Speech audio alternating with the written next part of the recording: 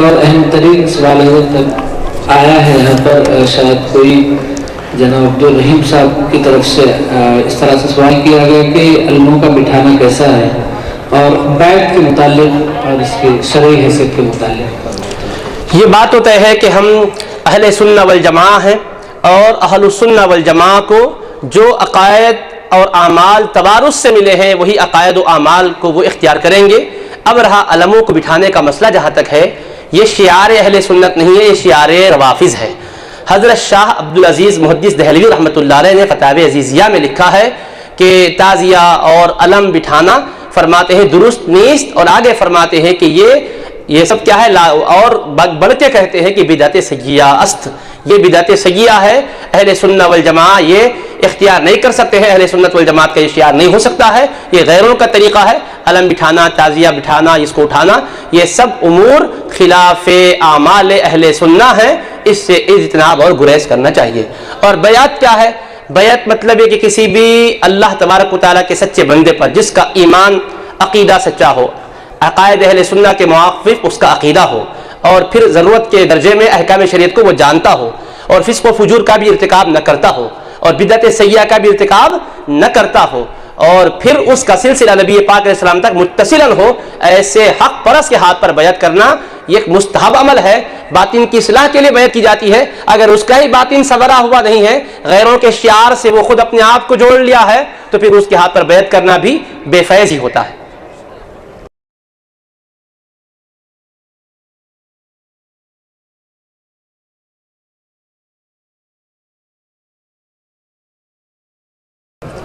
آج کے عصری ٹیکنالوجی سے آراستہ مذبح سلیٹر کمیلے، جس میں جانور کو پہلے ریزر کے ذریعے بے ہوش کر دیا جاتا ہے، اس کے بعد ذبح کیا جاتا ہے، تو کیا بے ہوش جانور کو ذبح کرنا مناسب ہے؟ اور اس ذبیحے کے تعلق سے کیا فرماتے ہیں؟ نبی کریم صلی اللہ تعالی علیہ وآلہ وسلم کی شریعت مطہرہ بڑی جامع اور کامل شریعت ہے۔ آج جو مسئلہ ہمارے سامنے آ رہا ہے، یا جو مسائل ہمارے سامنے آ رہے ہیں، ہمارے اعتبار سے نئے ہیں، مگر شریعت مطہرہ میں برابر اس کے لیے آپ کو اشارات ضرور ملتے ہیں۔ اللہ تبارک و تعالیٰ نے حرام جانوروں کی تفصیل ذکر کی، کون سے جانور حرام ہیں، اس کے بعد اللہ نے فرمایا الا ما ذکیتم، مگر وہ جانور تمہارے لیے حلال ہے جن کو تم نے ذبح کر دیا ہو۔ تو اللہ پاک نے جانوروں کو ذبح کرنے کے بعد، یعنی حلال جانور جیسے بکرا ہے، بکری ہے، اونٹ ہے، گائے ہے، بھینس ہے، کھلگا ہے، جو جائز اور حلال جانور ہیں، مرغی ہے، بطخ ہے، فرمایا کہ یہ جانور بھی ذبح کے بعد تمہارے لیے جائز ہوں گے۔ اگر بغیر ذبح کے تم اس کو استعمال کرنا چاہو یا کسی اور طریقے سے کاٹ کر کھانا چاہو تو جائز نہیں ہے۔ تو ما ذکیتم آیا ہے، اور قاعدہ ہے کہ اللہ پاک نے کسی کو مطلق اگر ذکر کیا ہے تو اس میں اپنے سے کوئی قید لگانے کی گنجائش نہیں رہتی ہے۔ تو اللہ پاک نے کیا فرمایا؟ ما ذکیتم، جس کو تم ذبح کر دو وہ تمہارے لیے جائز ہے۔ اب ذبح اس کو کریں گے جس کے اندر حیات اور زندگی ہوگی، اگر پہلے ہی وہ مر چکا ہے تو پھر اس کو ذبح کرنے کا مطلب ہی باقی نہیں رہتا ہے۔ اگر وہ مر چکا ہے تو وہ تو ہمارے لیے جائز نہیں ہے، کیونکہ وہ میتہ ہے، مردار ہے، وہ حرام ہے۔ اب ذبح کرنے کے لیے ضرورت ہے کہ اس کے اندر روح اور زندگی اور حیات ہو۔ اگر حیات اور روح اس کے اندر سے ختم ہو چکی ہے، پھر اگر آپ اس کو باقاعدہ شرعی طور پر چھری چلا کر ذبح کرتے ہیں تو یہ ذبح نہیں قرار پاتا، تو اس کے لیے زندگی کی رمق کا ہونا ضروری ہے۔ اسی لیے ہمارے فقہا نے فرمایا حیات اگر کامل درجے بھی نہیں ہے، کوئی جانور اگر مثال کے طور پر زخمی ہو چکا ہے اور ایسی کیفیت ہے موت و زیست کی کشمکش میں وہ ہے، لیکن ابھی زندگی کے آثار موجود ہیں، خفیف درجے کے ہی کیوں نہ ہو، اگر کوئی مسلمان بسم اللہ اللہ اکبر کہہ کر ذبح کر دے اور ذبح کے شرائط پائے جائیں تو پھر اس کا کھانا جائز ہے، حلال ہے۔ اب یہ فقہائے کرام نے بیان کیا، ہدایہ نامی فقہ کی معروف کتاب میں یہ مسئلہ ہے۔ یہ قانون اور اس مسئلے کو سامنے رکھ کر آپ اس مسئلے پر غور کریں کہ جو آج کل نئے طریقے پر ذبح کرنے کا نظم ہے، پہلے اس کو بے ہوش کر دیا جا رہا ہے، پھر اس کے بعد اس کو ذبح کیا جاتا ہے۔ تو اب دیکھیے بے ہوش کرنے کے بعد اس کی حیات باقی ہے یا نہیں ہے۔ اگر ایسا بے ہوش ہو چکا ہے کہ زندگی کے آثار ختم ہو چکے ہیں تو وہ میتہ کے حکم میں ہے، مردار ہے۔ اس کے بعد کتنی بھی چھریاں کیوں نہ چلا لی جائے، کتنے مرتبہ بھی بسم اللہ اللہ اکبر بسم اللہ واللہ اکبر کیوں نہ کہہ لیا جائے، وہ جائز نہیں ہو سکتا۔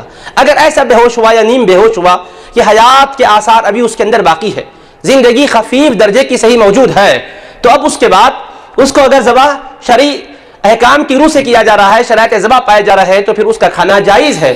لیکن یہ طریقہ صحیح نہیں ہے. کیا کہ جانور کو ذبح سے پہلے نیم بے ہوش کرنا یا مکمل بے ہوش کرنا، یہ اس کو تکلیف پہنچانا ہے. اور ہمارے آقا علیہ الصلوۃ والسلام نے ذبح سے پہلے جانور کو تکلیف پہنچانے کی اجازت نہیں دی ہے، حتیٰ کہ رسول پاک علیہ السلام نے یہ تک ارشاد فرمایا ہے کہ فَإِذَا قَتَلْتُمْ فَأَحْسِنُوا الْقِتْلَةَ وَإِذَا ذَبَحْتُمْ فَأَحْسِنُوا الذِّبْحَ.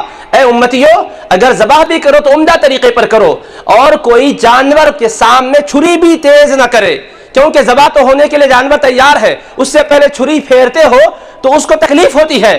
عین وقت ہی ذبح کرنا چاہیے، اس سے پہلے چھریاں اس کے سامنے بتانا نہیں چاہیے. تو اس حدیث پاک سے آپ یہ سمجھ سکتے ہیں کہ جو رسول پاک علیہ الصلوۃ والسلام نے ذبح سے پہلے اس جانور کے سامنے چھری تیز کرنے کو پسند نہیں فرمایا ہے، وہ یہ کیسے پسند کریں گے کہ ذبح سے پہلے اس پر ایسی کیفیت طاری کی جائے اور ایسے مرحلوں سے گزارا جائے کہ تکلیف پا کر وہ بے ہوش یا نیم بے ہوش ہو جائے. یہ اس کے لیے اذیت کا باعث ہے، یہ پسندیدہ عمل نہیں ہے. حدیث پاک کی روشنی میں یہ غلط طریقہ ہے. لیکن اگر کوئی اس طریقے سے گزرنے کے بعد جانور میں حیات باقی ہے، پھر ذبح کر دیا جاتا ہے، شرعی اعتبار سے وہ حلال ہو جاتا ہے. مگر جو طریقہ اختیار کیا گیا ہے وہ ناپسندیدہ ہے، مکروہ ہے، حدیث پاک کی روشنی میں غلط طریقہ ہے.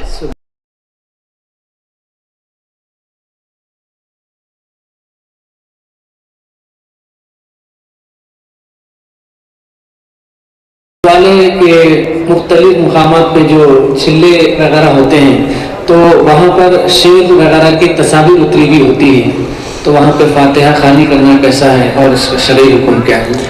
یہ جو چلے وغیرہ سے متعلق سوال ہے، پہلی بات تو یہ ہے کہ بزرگان دین صالحین امت کے جہاں مزارات ہیں یقیناً وہ تو قابل زیارت مقامات ہیں، اور جہاں ان کی عبادت کی جگہ ہیں، ذکر و اذکار کی جگہ ہیں، جہاں وہ اللہ تبارک و تعالیٰ کا ذکر کیے ہیں، وہ مقامات بھی یقیناً قابل زیارت مقامات ہے.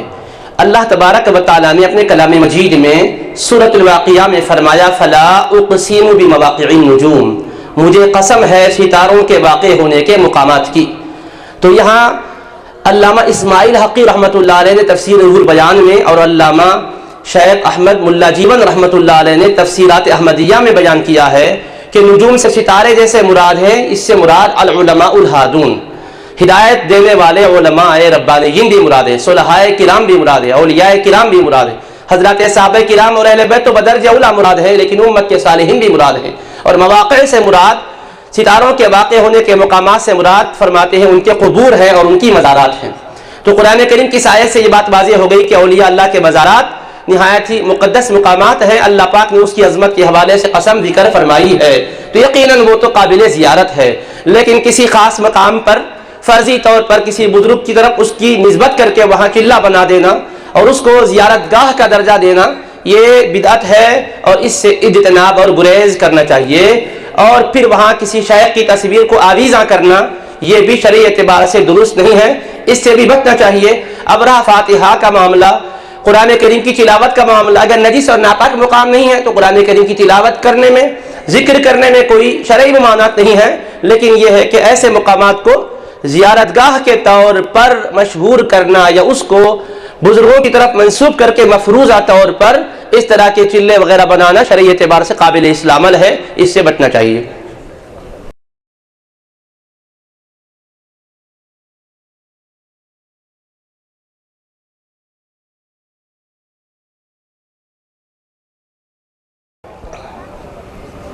ایک اور مسئلہ ہے کہ تھرماکول جو آتا ہے اس کے مختلف ماڈلز وغیرہ بنوائے جاتے ہیں، یا پھر مساجد وغیرہ پہ گنبد کی شکل میں جو حضور پاک علیہ السلام کی گنبد خضرا ہے، سیم کا اسی طرح سے بنانا مناسب ہے؟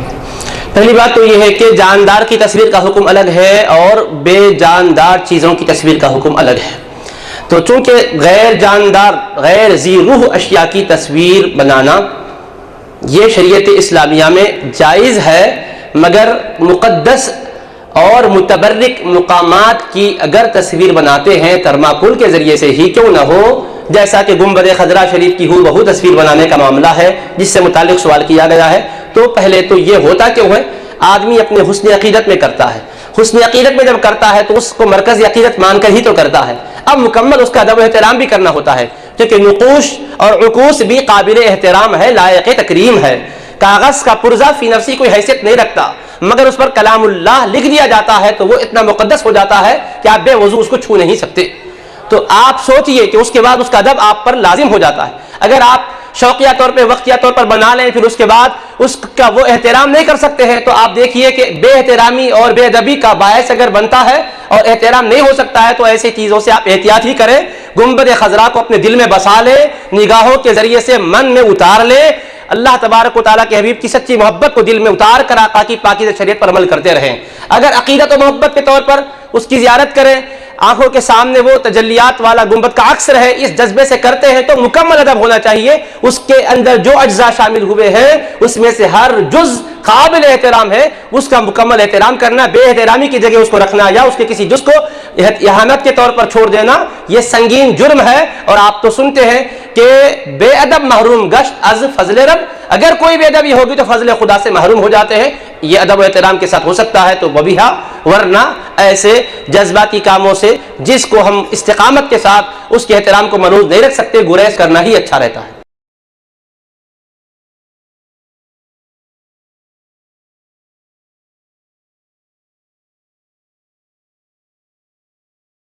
حضرت ایک اور سوال ہے، بعض لوگ ہاتھ پر ڈورے وغیرہ باندھتے ہیں یا کالی ڈوری لگانا وغیرہ ہے، اور دوسرا قفل وغیرہ باندھنا کیسا ہے؟ دیکھیے ڈوری اگر واقعی کوئی علاج کے طور پر ہے تو وہ رقیہ کی تعریف میں آتا ہے اور احادیث شریفہ میں آیا ہے، صحیح حدیث ہے، مسلم شریف وغیرہ میں ہے اور دیگر کتب حدیث میں ہے۔ صحابہ نے پوچھا ارائیت رقا نسترقیھا ودواء نتداوی بہ فہل يرد من قدر اللہ شیئا قال ذاک من قدر اللہ۔ یا رسول اللہ ہم جو تعویذ وغیرہ استعمال کرتے ہیں تو کیا یہ اور جو دوا وغیرہ استعمال کرتے ہیں کیا تقدیر خداوندی کو یہ چیز بدل دیتی ہے؟ تو آپ نے فرمایا اس سے فائدہ ہونا بھی تقدیر الہی سے ہی ہوتا ہے فرمایا۔ تو تعویذ کے بطور ہے تو جائز ہے۔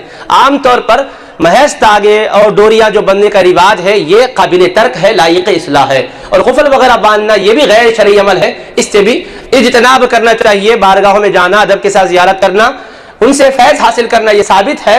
باقی غیر شرعی امور کا ارتکاب کر کے اوروں کے لیے آپ ایک ایسا نشان ملامت نہ بنے اور اپنے مذہب حق کے قبول کے لیے رکاوٹیں اس کے ذریعے سے کھڑا نہ ہو جائے، اس کا پاس و لحاظ رکھیں۔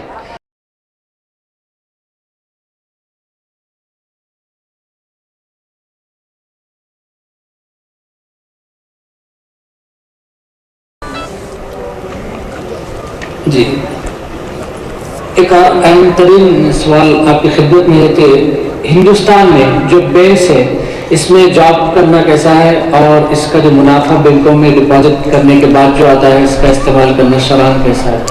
یہ یہاں کے جو بینک ہے اس کے بارے میں صاحب ہدایہ نے غیر اسلامی مملکت میں جو مسلمان غیر مسلموں سے معاملہ کرتے ہیں جس میں ان کو نفع حاصل ہوتا ہے اس پر بحث کی اور ایک روایت ذکر کی ہے کہ لا ریبا بین المسلمی والحربی فی دار الحرب۔ غیر اسلامی ممالک میں ایسا معاملہ جو مسلمان کے درمیان کرتا تو سود قرار پاتا، اگر وہ مسلم اور غیر مسلم کے درمیان ہے تو وہ سود نہیں قرار پائے گا۔ اس کی وجہ بھی بیان کی، لأن مالہم مباح فی دارہم، کیونکہ ان کا مال ان کے ملک میں مال مباح ہے۔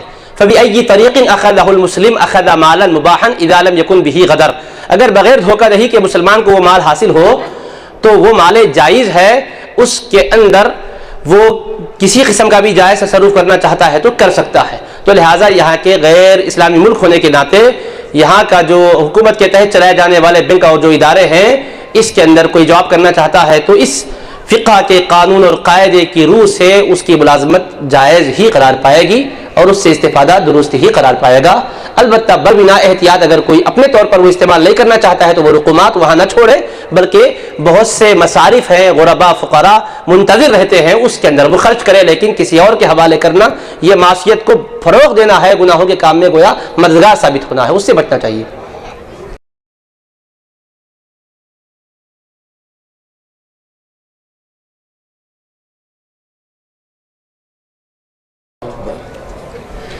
حضرت ایک اور اہم ترین سوال کے دور حاضر میں جادو بہت تیزی کے ساتھ پھیلانے کی کوشش کی جا رہی ہے، معاذ اللہ اس کے ذریعے کسی کے کاروبار کو نقصان پہنچانا ہے، کسی میں رشتے نکاح میں رکاوٹ بننا یا کسی کو بیمار کر دینا، کیا اس طرح سے جادو کے ذریعے ہو سکتا ہے اور اس کی شرعی حیثیت کیا ہے؟ جادو کے ذریعے سے توڑنا، جادو کے ذریعے سے اختلاف پیدا کرنا اور کسی کو نقصان پہنچانا یہ ہو سکتا ہے۔ قرآن کریم میں خود ثابت ہے کہ وہ جادو سے کیا کرتے تھے، یفرقون بین المرء و زوجہ، کہ اس کے ذریعے سے میاں بیوی میں جدائی ڈال دیا کرتے تھے۔ اللہ پاک نے اس سحر کی یہ تاثیر بیان کی ہے، اور اشیاء میں جو تاثیر ہے یقیناً وہ اشیاء کی تاثیر فی حدی ذاتی ہی نہیں ہے، مؤثر حقیقی تو اللہ تبارک و تعالیٰ ہے، وہ ایک سبب کا درجہ رکھتی ہے، مگر اللہ پاک نے اس کی تاثیر کا ذکر کیا۔ باطل چیز ہے، باطل چیز کے ذریعے سے جو چیزیں اثر انداز ہو رہی ہے یہ برابر اثر انداز تو ہو رہی ہے، اسی لیے تو اللہ پاک نے ہمیں قرآن کریم میں دعا سکھائی، کیا قل اعوذ برب الفلق من شر ما خلق ومن شر غاسق اذا وقب ومن شر النفاثات فی العقد، ان جادوگر عورتوں کے شر سے ہم اللہ کی پناہ میں آتے ہیں جو پھونک مار کر گرہوں میں جادو کیا کرتی ہے۔ تو جادو کا اگر اثر نہیں ہوتا تو یہ دعا کیوں کر سکھائی جاتی تھی؟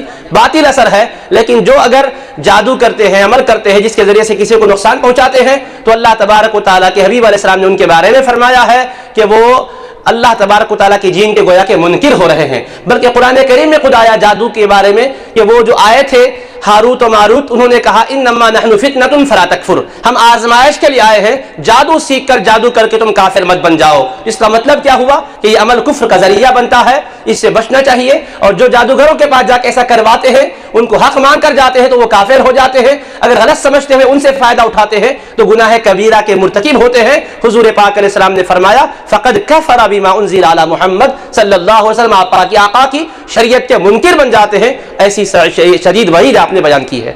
سبحان اللہ، دیکھیں بہت ہی سہل انداز سے آپ ماشاءاللہ بہترین جوابات سماعت فرما رہے ہیں ضیاء ملت سے۔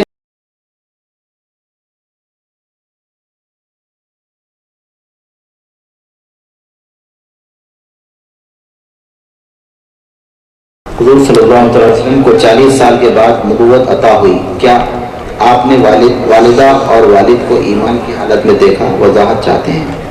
نبی کریم صلی اللہ تعالی علیہ وآلہ وصحبہ وسلم کو اللہ تبارک و تعالی نے اس وقت نبوت سے مشرف فرمایا جب کہ وقت کا اطلاق ہی نہیں ہو سکتا تھا، یہ بھی ایک تعبیر ہے اس وقت کی، ورنہ نبی پاک علیہ السلام کو اللہ تبارک و تعالی نے پیدا ہی کیا اپنے نور کے فیض سے، تو شان نبوت کے ساتھ پیدا کیا، کیونکہ جابر رضی اللہ عنہ سے سرور کونین علیہ السلام نے فرمایا یا جابر ان اللہ تعالی قد خلق قبل الاشیاء نورا نبیک من نورہ، اے جابر اللہ تعالیٰ نے تمام چیزوں سے پہلے تمہارے نبی کے نور کو اپنے نور سے پیدا کیا۔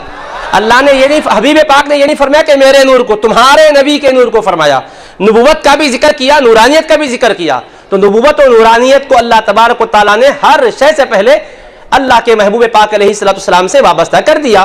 حضور پاک علیہ السلام کی یوں تخلیق فرمائی، اس کے بعد اللہ نے آپ ہی کے فیضان نبوت سے انبیاء و رسل کو فیض عطا کیا اور ان کو نبوت و رسالت عطا فرمائی ہے، یہ بالکل بنیادی بات ہے۔ اب 40 سال میں احکام کی تبلیغ پر آپ کو مامور فرمایا گیا ہے، تو جو روایتوں سے نبوت کے ملنے کا یا اعلان نبوت کرنے کا آتا ہے وہ حقیقت میں نبوت کا حقیقی معنی میں ملنا نہیں ہے، بلکہ تبلیغ احکام مراد ہے اس سے۔ ورنہ سرور کونین علیہ السلام سے جب حضرت جابر نے پوچھا تو آپ نے فرمایا متا وجبت لک النبوہ قال وآدم بین الروح والجسد، جبکہ آدم علیہ السلام ابھی روح اور جسم کے درمیان تھے، اس وقت بھی میں نبی تھا، اس وقت تھا نہیں، اس وقت بھی تھا، اس وقت تھا بول تو اس وقت ملی نہیں، اس وقت بھی تھا، یہ مطلب ہے، ترمذی شریف کی حدیث پاک ہے۔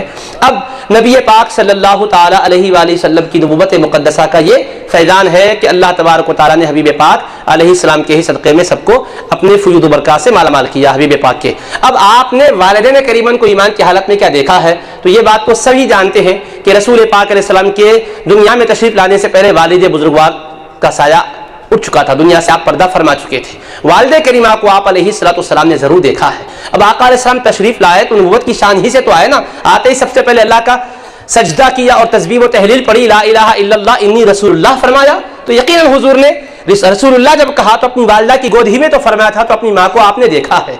والد ماجد ظاہراً دنیا میں نہیں تھے، مگر آقا علیہ السلام نے ان کو بھی اپنے معجزے سے زندہ کیا، انہوں نے حضور پاک علیہ السلام کو دیکھا، اور حضور پاک علیہ السلام کا ظاہر ظہور میں بھی کلمہ پڑھا ہے۔ امام سیوطی نے اس پر تفصیلی رسالے قلم بند کیے ہیں۔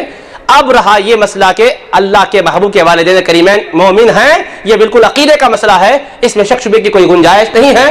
اتنا ہی سمجھ لو کہ آپ کے والد کا نام عبداللہ ہے، والدہ کا نام آمینہ ہے۔ عبد کہتے ہیں عبادت کرنے والے کو، عبداللہ نام ہے اللہ کی عبادت کرنے والے، کیا غیر مومن ہو سکتے ہیں؟ اور آمینہ امن والی کو کہتے ہیں، مومن نہ ہو تو امن والی کیسے ہوں گی؟ نام کے ذریعے سے ان کے مومن ہونے کا اعلان ہوتا ہے۔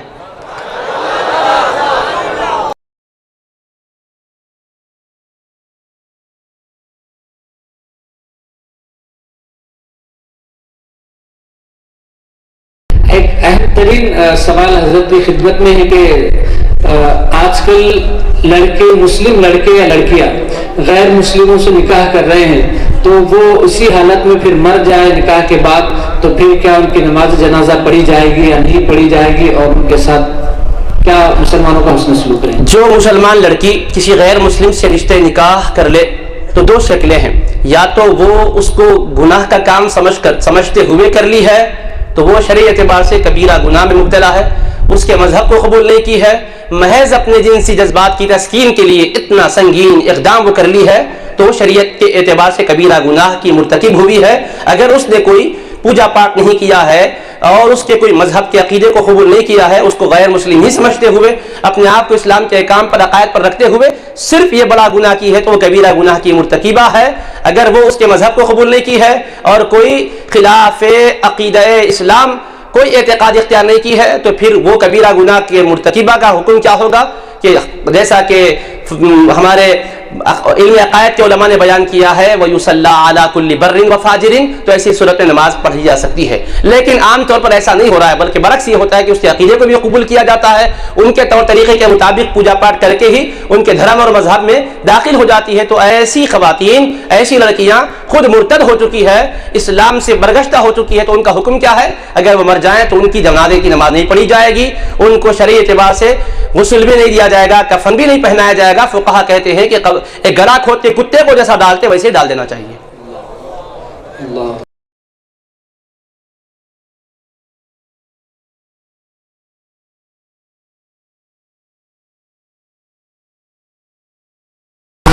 ملت حضرت علامہ مفتی سید شاہ ضیاء الدین نقشبندی صاحب مجزل العالی تشریف فرما ہے۔ آئیے سوالات کا آغاز ہونا چاہتا ہے، سلسلہ شروع ہونا چاہتا ہے۔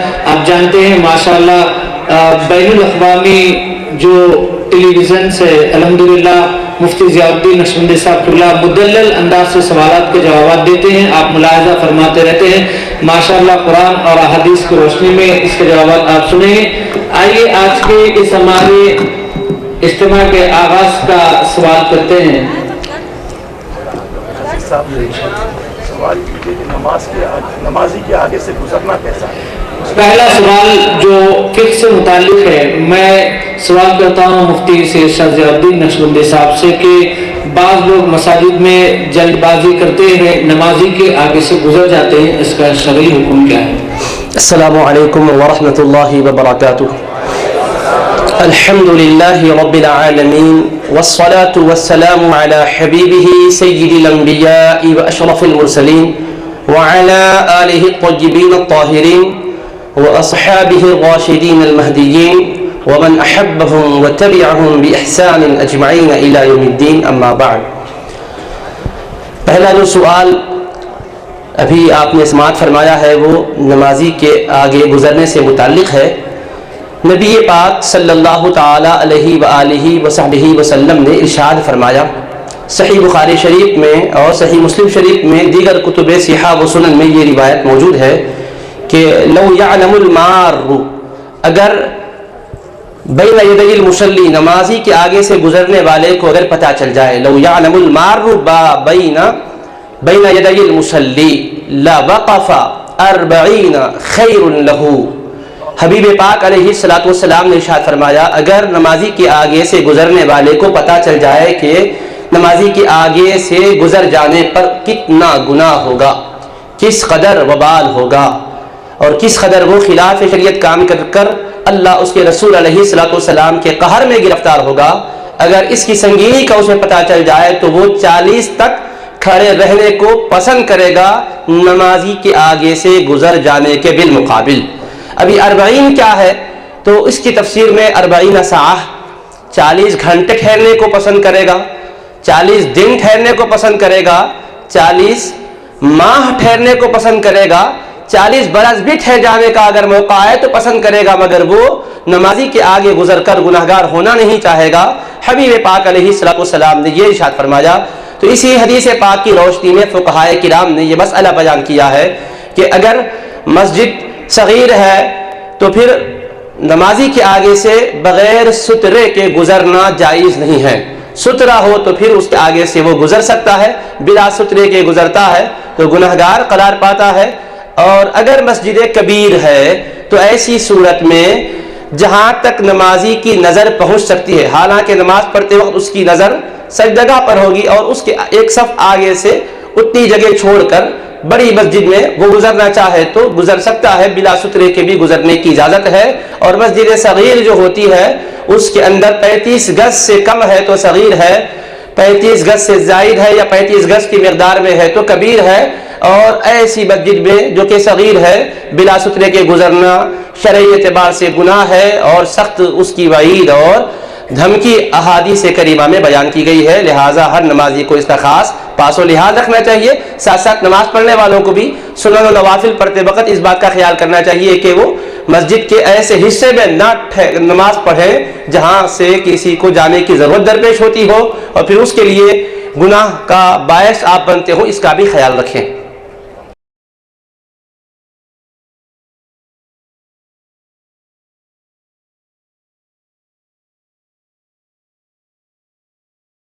مشاجرت صحابہ میں ہمارا کیا عقیدہ ہونا چاہیے؟ الصحابۃ کلھم عدول کے تناظر میں جو نبی پاک صلی اللہ علیہ وسلم کا فرمان ہے، کیا کسی پر بغاوت کا الزام لگایا جا سکتا ہے کسی صحابی پر؟ ایسا کہنے والے کا کیا حکم ہوگا؟ حضرات کرم وضاحت فرمائیں۔ نبی کریم صلی اللہ تعالی علیہ وآلہ وصحبہ وسلم کے صحابہ کرام کے مابین جو معاملات ہوئے ہیں وہ مشاجرات کہلاتے ہیں، اور اس کے بارے میں خوض کرنا اور ان کے خلاف زبان کھولنا یہ انتہائی محرومی، بدبختی اور گمراہی کی بات ہے۔ رسول پاک علیہ الصلوۃ والسلام نے فرمایا لا تسبوا اصحابی، اے لوگوں میرے صحابہ کو برا بھلا نہ کہو۔ اللہ کے حبیب فرماتے ہیں فمن احبہم فبحبی احبہم، جو ان سے محبت کرے گا یہ اس بات کی دلیل ہوگی کہ میری محبت کی وجہ سے وہ ان سے محبت کر رہا ہے۔ ومن ابغضہم فببغضی ابغضہم، اور جو ان سے نفرت اور بغض رکھے گا تو گویا یہ اس بات کی علامت ہوگی کہ مجھ سے بغض ہے تبھی تو ان سے بغض کر رہا ہے۔ تو رسول پاک علیہ السلام نے یہاں تک فرمایا اذا رأیتم الذین یسبون اصحابی فقولوا لعنۃ اللہ علی شرکم، اگر تم کسی کو ایسے لوگوں کو دیکھو جو میرے صحابہ پر زبانیں کھول رہے ہیں اور ان کے خلاف کچھ بول رہے ہیں تو یہ کہہ کر اٹھ جاؤ کہ خدا کی لعنت تمہارے شر پر ہو، تم بڑے منحوس ہو اور تمہاری شر انگیزی پر خدا کی لعنت ہے، کہہ کر اٹھ جاؤ، فرمایا حبیب پاک علیہ السلام نے۔ اس لیے صحابہ کرام کے تعلق سے کسی قسم کی زبان کو اپنی جو ہے حرکت دینا یا ان کے متعلق بغاوت کا الزام لگانا یہ انتہائی بدبختی، شقاوت اور محرومی کی بات ہے۔ اور اہل سنت تو صرف ادب کرنے والی ہی پاکیزہ قوم کا نام ہے، اگر ہم ادب نہیں کریں گے تو پھر ہم اہل سنت کیسے قرار پائیں گے؟ اس لیے ادب کو ملحوظ رکھنا چاہیے اور بغاوت کا الزام کسی پر لگانا ناجائز ہے اور انتہائی شقاوت اور بدبختی کی بات ہے۔ پھر ایک بات یہ بھی تو یاد رکھ لیجئے کہ بڑے بڑے اولیاء کبار نے، سرکار غوث پاک رضی اللہ تعالیٰ عنہ نے بھی تو غنیۃ الطالبین میں یہی لکھا ہے کہ ان کے مابین جو بھی معاملات ہوئے ان کے دل پاکیزہ تھے، اجتہادی ان کے معاملات ہیں، اس میں آپ کیوں زبان کھولتے ہیں؟ آپ نے بھی منع فرمایا ہے۔ ایک بات یاد رکھ لو کہ صحابہ کے دل بھی پاکیزہ ہے، اہل بیت کے بھی دل پاکیزہ ہے۔ قرآن میں آیا ہے اہل بیت کے بارے میں وَيُطَهِّرَكُمْ تَطْهِيرًا، اللہ نے ان کو مکمل پاک و صاف رکھا۔ اور صحابہ کے بارے میں آیا أُولَٰئِكَ الَّذِينَ امْتَحَنَ اللَّهُ قُلُوبَهُمْ لِلتَّقْوَىٰ، اللہ نے ان کے دلوں کو تقوی کے لیے چن لیا ہے۔ اللہ نے ان کے بھی دلوں کو پاکیزہ بنایا اور ان کے دلوں کو بھی پاکیزہ بنایا۔ جب ان کے دل پاکیزہ ہے تو آپ اپنے دلوں کو کیوں گندا کر لیتے ان کے خلاف بول کر؟ ان کے پاکیزہ دلوں کا خیال رکھو، اور ایسی روایتیں جو ان کے دلوں کی پاکیزگی کے خلاف آتی ہیں سمجھو یہ روایت تاریخی جھوٹ ہے، غلط ہے، بے بنیاد ہے۔ قرآن سچا ہے، حبیب پاک کا فرمان سچا ہے، حبیب پاک کے فرمان پر، قرآن پر ہمارا ایمان اور یقین ہے۔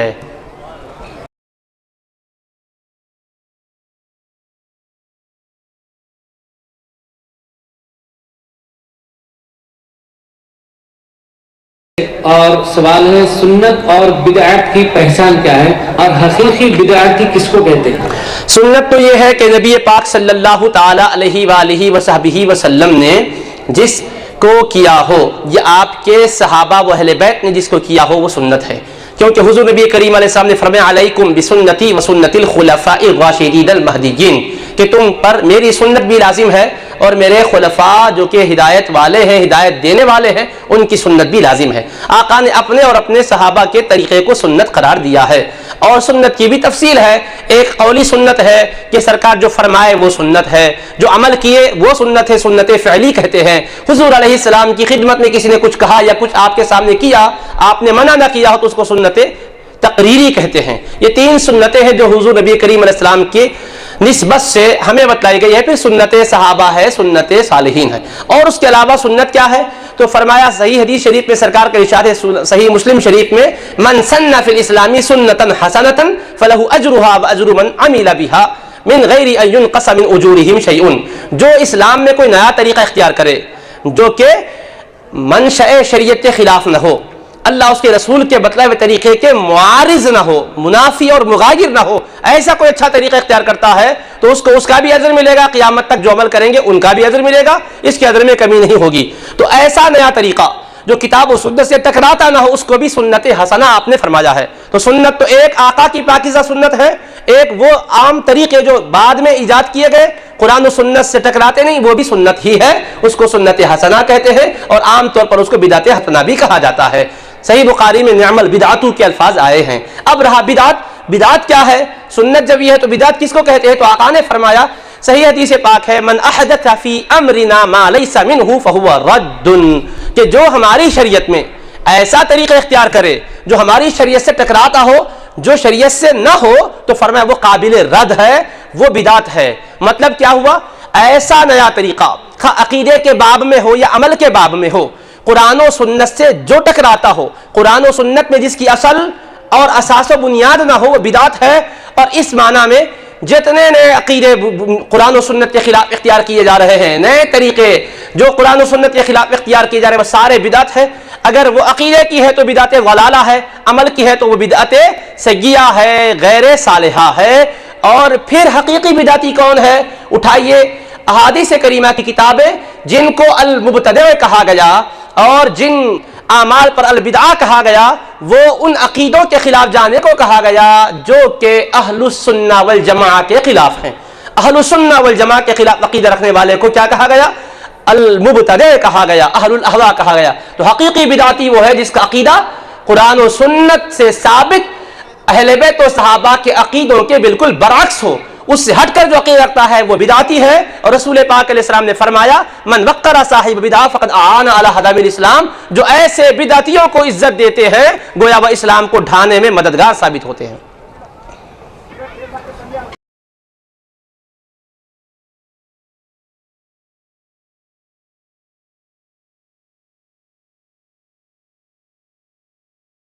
دور حاضر میں اہم ترین جو مسئلہ ہے وہ ہے مسئلہ طلاق. یعنی بہت چھوٹی چھوٹی باتوں پہ لوگ طلاق دے رہے ہیں اور اپنی زندگی کو ختم کر رہے ہیں. تو اس کا شرعی حکم کیا ہے, اور طلاق دینے کے بعد عورت کی عدت کی مدت کیا ہے؟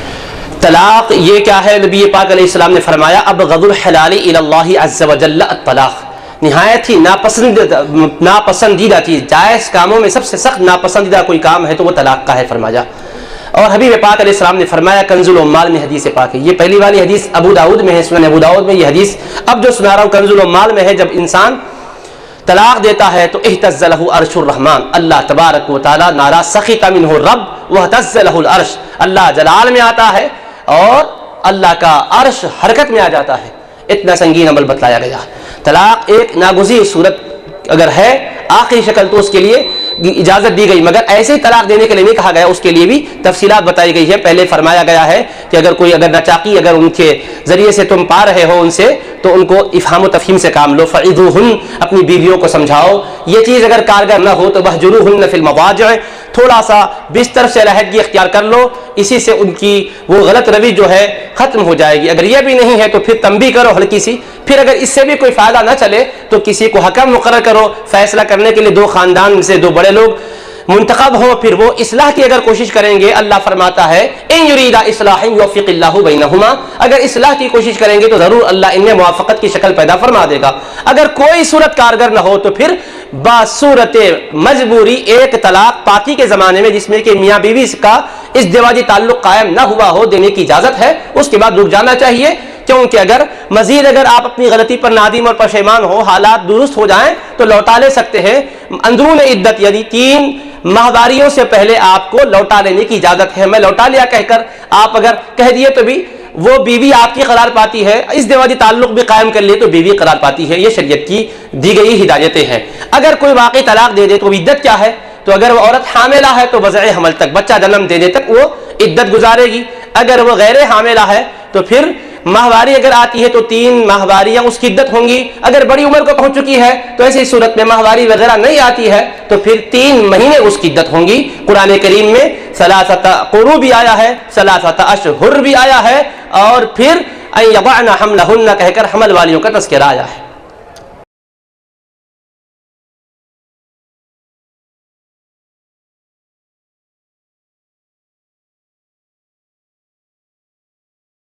حضرت ایک اور اہم ترین سوال کے دور حاضر میں تقلید کے حوالے سے کہ تقلید کرنا جائز نہیں ہے. ہر ایک کے سامنے قرآن اور حدیث پاک موجود ہے. قرآن حدیث پڑھ لیں, عمل کر لیں جیسے چاہے, کسی امام کو ماننے کی ضرورت نہیں ہے اور کسی مجتہد کو ماننے کی ضرورت نہیں ہے. بہت طول پکڑ رہا ہے مسئلہ اور خصوصاً نوجوان جو ہے گمراہ ہو رہے ہیں بعض کے تقاریر سے. تو اس کے بارے میں شرعی حکم کیا ہے کہ تقلید کی شرعی حیثیت کیا ہے؟ کیا ہر مسلمان پہ تقلید کرنا واجب ہے یا نہیں؟ یہ بھی ایک نہایت ہی وضاحت طلب سوال ہے. اختصار کے ساتھ عرض کرتا ہوں, تقلید کیا ہے؟ تقلید کوئی ایسی شے نہیں ہے کہ جو آپ کے لیے محتاج وضاحت ہو. تقلید کہتے ہیں کسی بھی امام مجتہد کے اجتہادی مسائل کو غیر مجتہد آدمی اس اعتماد کے ساتھ کہ وہ امام قرآن و سنت کی روشنی ہی میں وہ مسائل بیان کیے ہیں اختیار کرنا. اب آپ جانتے ہیں کہ تقلید نہایت ہی ثابت حقیقت کا نام ہے, کیونکہ جماعت صحابہ میں 2 قسم کے صحابہ تھے. ایک تو وہ تھے جو مجتہدین تھے, ایک وہ تھے جو غیر مجتہدین تھے. اور صحابہ سے ثابت ہے تقلید, سنت صحابہ ہے, یہ بدعت نہیں ہے. کیوں؟ پورے وثوق سے کہتا ہوں میں کہ جتنے صحابہ گزرے ان میں یا تو مجتہد تھے یا غیر مجتہد تھے. جو مجتہد تھے وہ اپنے اجتہاد پر عمل کرتے تھے, قرآن و سنت میں جو مسائل ہیں جو نئے مسائل آئے ہیں وہ غور کرتے, قرآن و سنت کی روشنی میں جو بات واضح ہوتی اس پر عمل کرتے تھے. اور جو غیر مجتہد تھے وہ کیا کرتے تھے؟ جیسا سمجھ میں آیا نہیں کرتے تھے, کسی مجتہد صحابی سے پوچھ کر عمل کرتے تھے. تو غیر مجتہد صحابی نے مجتہد صحابی کی تقلید کر کے بتایا ہے کہ اے مسلمانوں, ہم صحابہ ہیں, ہمارا جو طریقہ ہے یہی طریقہ کامیابی کا طریقہ ہے. ہمیں جو مجتہد تھے اجتہاد کر کے عمل کیے, ہم جو غیر مجتہد تھے ہم اپنے مجتہدوں سے پوچھ کر عمل کیے. ہم نے خواہش نفس کو اختیار نہیں کیا. ہم یہ نہیں سمجھے کہ بھائی صدیق اکبر کو فہم ہے تو ہمیں کیوں نہیں ملا, ہم بھی کم سمجھ سکتے ہیں کہہ کر ہم نے یہ نہیں کہا. ہم نے مولا کائنات کے سمجھ کا جب جلوہ دیکھا تو یہ نہیں سوچا کہ ان کو یہ سمجھ ہے تو کیا ہم نہیں سمجھ سکتے. نہیں, ہم نے سمجھا کہ ہم اجتہاد کے درجے میں نہیں ہے, جو مجتہد ہے ان کی بات مانیں, ان کی پیروی کریں. تو غیر مجتہد صحابہ نے مجتہد صحابہ کی تقلید کی, اتباع کی, پیروی کی. یہی طریقہ ہمارے بزرگوں نے اختیار کیا ہے کہ جو امت میں مجتہدین گزرے ہیں غیر مجتہدین کے لیے ضروری ہے کہ اجتہاد کرنے والے مجتہدین کی پیروی کریں, اور ان کی پیروی کرنا عین قرآن و سنت ہی پر چلنا ہے. کیونکہ اللہ پاک نے فرمایا ہے اطیعوا اللہ واطیعوا الرسول واولی الامر منکم, اللہ کی اطاعت کرو, اس کے رسول کی اطاعت کرو, اور تم میں جو اولو الامر ہیں ان کی اطاعت کرو. اللہ اس کے رسول کی اطاعت کے بعد پھر تیسرے کی کیا ضرورت ہے؟ ہم سے مت پوچھو, اللہ نے خود قرآن میں فرمایا ہے. وہ اولو الامر کون ہے؟ اب ہم آپ ہی کے عالم کا حوالہ دیتے ہیں. علامہ ابن کثیر, جن کی تفسیر ابن کثیر کو پڑھے بغیر آپ کبھی رہ نہیں سکتے, انہوں نے خود اس کی تفسیر میں لکھا ہے یعنی اہل الفقہ والدین, یعنی جن کی اطاعت کا اللہ حکم دے رہا ہے وہ فقہاء متدینین ہے, فقہاء مجتہدین ہے. علامہ ابن کثیر نے خود بھی یہ لکھا ہے کہ فقہاء مجتہدین کی اطاعت کا اللہ نے حکم دیا ہے, انہی کی اطاعت کرنے کا نام تقلید ہے. قرآن میں اللہ نے حکم فرمایا ہے. اب ہر کوئی قرآن سمجھ سکتا ہے؟ جی ہاں, جو عام مسائل ہیں, مثلا یہ کہ جھوٹ مت کہو, غیبت مت کرو, یہ ایسے مسائل ہیں قرآن کریم کے ذریعے سے ہر کوئی سمجھ سکتا ہے, مگر ہر چیز خود سے نہیں سمجھ سکتا. ایک موٹی مثال دیتا ہوں. قرآن میں آیا ہے کہ اگر کوئی شخص انتقال کر جائے, اس کی بیوی بیوہ ہو جاتی ہے تو وہ کیا کرے؟ قرآن کریم میں 2 حکم آئے. ایک آیا ہے یتربصن بانفسہن 4 اشہر وعشرا, 4 مہینے 10 دن تک وہ عدت گزارنا. یہی سورہ بقرہ میں آگے کے رکوع میں آتا ہے متاع بالمعروف, آتا ہے اللہ پاک فرماتا ہے والذین یتوفون منکم یذرون ازواجا وصیۃ لازواجہم متاعا الی الحول غیر اخراج. جو شوہر دنیا سے رخصت ہو چکے ان کی بیوہ جو عورتیں ہیں وہ 1 سال تک عدت گزاریں گی, گھر سے باہر نہیں نکالی جائیں گی, اور ان کا خرچہ دیا جانا چاہیے. اب ایک ہی حکم ہے 2 قسم کا. بیوہ 4 مہینے 10 دن عدت گزارے, یہ بھی قرآن میں آیا ہے. 1 سال تک اپنے آپ کو روکے رکھے, یہ بھی قرآن میں آیا ہے. اب ہر کوئی قرآن سمجھ سکتا ہے تو اس سے پوچھو اب کرنا کیا ہے؟ 4 مہینے 10 دن کی عدت گزارنا ہے یا 1 سال گزارنا ہے؟ قرآن میں یہ بھی ہے یہ بھی ہے, اور 4 مہینے 10 دن کی آیت پہلے ہے, 1 سال کی آیت بعد میں ہے. تو اب کس پر چلنا چاہیے؟ اس کی بھی بیوی جو بیوہ ہوگی تو وہ بھی یہ کہے گا کہ 4 مہینے 10 دن گزارنا، کیونکہ اس کے باپ مر گئے تو اس کی اماں بھی 4 مہینے 10 دن کی عدت گزاری ہے۔ اب اس سے پوچھو بھائی قرآن میں 4 مہینے 10 دن تو پہلے ہے، بعد میں 1 سال آیا، اس پر کیوں عمل نہیں کر رہے ہو؟ تو کیا کہے گا؟ کیا وہ اس مسئلے کو اپنی فہم سے حل کر سکے گا؟ ظاہر سی بات ہے کہ اسے ضرورت پڑے گی کہ ان کے طرف رجوع کرے جو کہ اس کی گہرائی کے اندر اتر کر مسئلے کو بتا سکتے ہوں۔ تو یہ ضرورت ہے، قرآن میں ہر چیز موجود ہے۔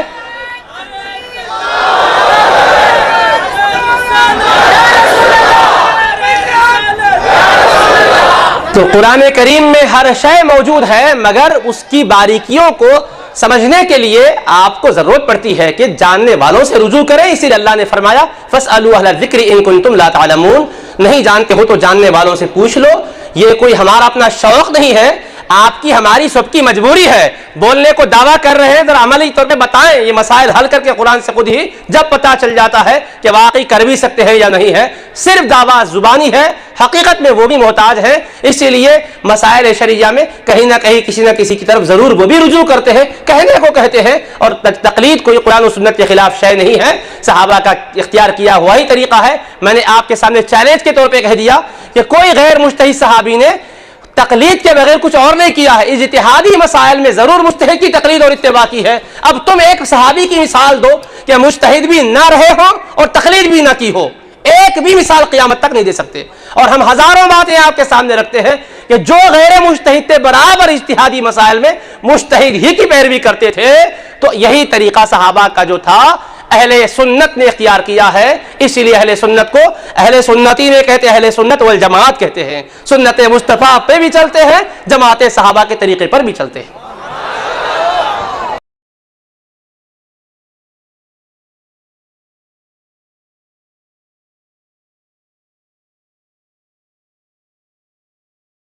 ایک اور اہم ترین سوال ہے، بعض لوگ کہتے ہیں کہ علماء مشائخین کے ہاتھ چومنا بدعت ہے، غلط ہے، اور اس طرح سے ماں باپ کی قدم بوسی کرنا یہ بھی صحیح نہیں ہے، تو اصطلاح شرع میں اس کا کیا؟ حدیث شریف ہے جامع ترمذی شریف میں کہ رسول پاک صلی اللہ تعالی علیہ وآلہ وصحبہ وسلم کی خدمت بابرکت میں ایک وفد عبد القیس قبیلے سے آیا، یمن کا قبیلہ تھا، اور ان کے سردار بھی تھے۔ وہ حضور نبی کریم علیہ السلام کی بارگاہ میں آئے۔ الفاظ حدیث کے ہے کہ جیسے وہ آئے نتبادر من رواحلنا فنقبل ید رسول اللہ صلی اللہ علیہ وسلم ورجلیہ، ہم اپنی سواریوں کو رکھ کر تیزی سے اتر کر آئے اور سرکار کے دست اقدس کو بھی چومنے لگے، قدمین کریمین کو بھی چومنے لگے۔ تو انہوں نے دست اقدس اور قدمین کریمین کے بوسے دیے ہیں۔ اسی حدیث کی شرح کرتے ہوئے محدثین مفسرین اور شارحین فرماتے ہیں کہ اگر کوئی صاحبان زہد و ورع ہو، صاحبان علم و معرفت ہوں، اور ان کی دست بوسی اور قدم بوسی کی اگر کرنے کی آپ خواہش رکھتے ہوں اور وہ اجازت دیں تو آپ دست بوسی اور قدم بوسی کر سکتے ہیں، اور بھی روایتیں اس قسم کی کتب احادیث میں موجود ہیں۔ سبحان اللہ۔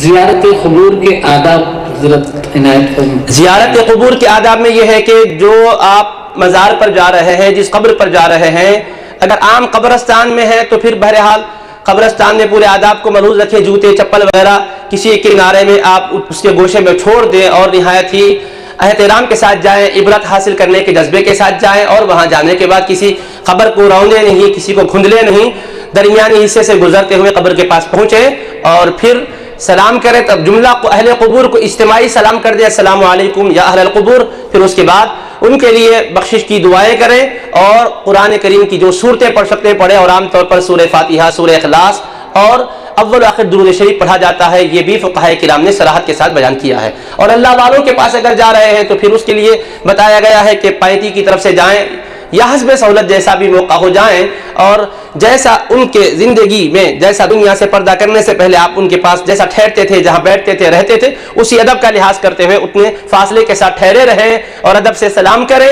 پھر اس کے بعد درود شریف پڑھیں اور سورہ فاتحہ پڑھیں، سورہ اخلاص 3 مرتبہ، 5 یا 7 یا 11 مرتبہ یا 12 مرتبہ پڑھیں، اور الف لام میم سے مفلحون تک اگر موقع ہو، آیت الکرسی، آمن الرسول، اور پھر درود شریف وغیرہ پڑھ کے اللہ کی بارگاہ میں عرض کریں کہ پروردگار جو کچھ تلاوت کی ہے اس کو اپنی بارگاہ میں قبول کر لے، جو خطائیں ہیں معاف فرما دے، اس کا ثواب حبیب پاک کی بارگاہ میں ہدیتاً پیش فرما۔ پھر حبیب پاک کی وساطت سے جملہ انبیاء، صالحین، اولیاء کرام اور خاص طور پہ صاحب مزار کو اس کا ثواب ہدیہ کرتا ہوں اے اللہ ان کو پہنچا دے، اس طرح سے دعا کرنی چاہیے، یہ طریقہ ہے۔ اور اگر بیٹھنے کا اگر آپ ارادہ رکھتے ہو تو اسی ادب کو ملحوظ رکھ کر بیٹھیں، اس کے ساتھ ساتھ آپ ذکر و اذکار بھی وہاں کر سکتے ہیں، تلاوت بھی کر سکتے ہیں، یہ حسب حال اور حسب موقع ہوتا ہے۔